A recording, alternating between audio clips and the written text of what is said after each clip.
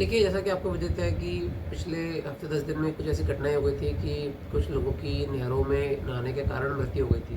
2-3 घटना ऐसी हो गई थी।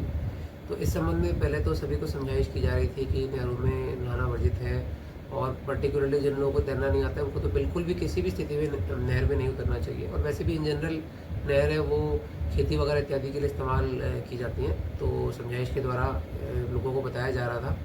अब हमने इसमें 163 बीएनएसएस जो पहले 144 सीआरपीसी हुआ करता था, उसके आदेश भी जारी करवा लिए हैं और ये अभी क्रिमिनल ऑफेंस है।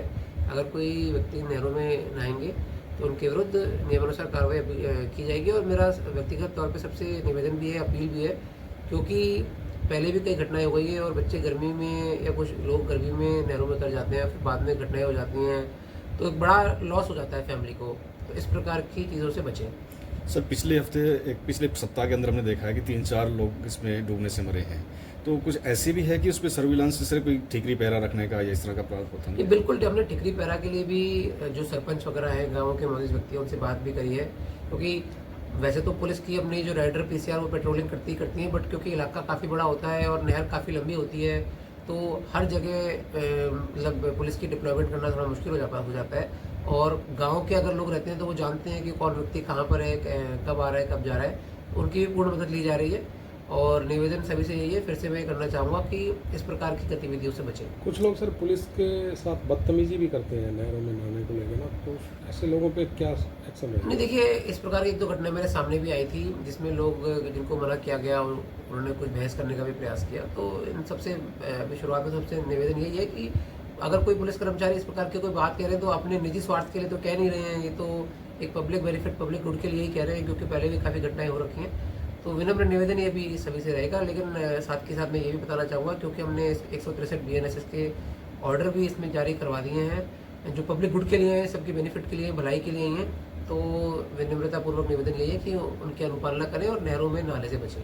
अगर कोई इनके वायलेशन करता है तो उसके खिलाफ कार्रवाई भी? हाँ, इसके अगर कोई वायलेशन करता है तो जो बीएनएस भारतीय न्याय संहिता है उसके अंतर्गत एफआईआर दर्ज की जा सकती है।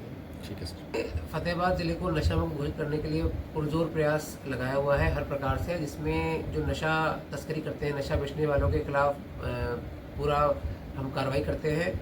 और जब भी हमको कोई इनपुट मिलता है, लगभग प्रतिदिन ही हम किसी न किसी जो हॉटस्पॉट्स ऑफ ड्रग पेडलिंग है, जहाँ पर इस प्रकार की गतिविधियाँ ज़्यादा रहती हैं, जिनके खिलाफ पहले मुकदमे दर्ज हैं, या जो बहुचर्चित लोग हैं जो नशा तस्करी में संलिप्त रहते हैं, इनके स्थानों पे 42 एनडीपीएस एक्ट के तहत हमारे डॉग स्क्वाड, एवीटी टीम, स्वैट टीम, लोकल पुलिस के साथ में सर्चिंग इत्यादि की जाती है। और इसमें जो भी सर्च में मिलता है उसकी खारन तलाशी की जाती है, वीडियो रिकॉर्डिंग की जाती है, इंडिपेंडेंट विटनेस रखे जाते हैं, तो नियमानुसार कार्रवाई की जाती है।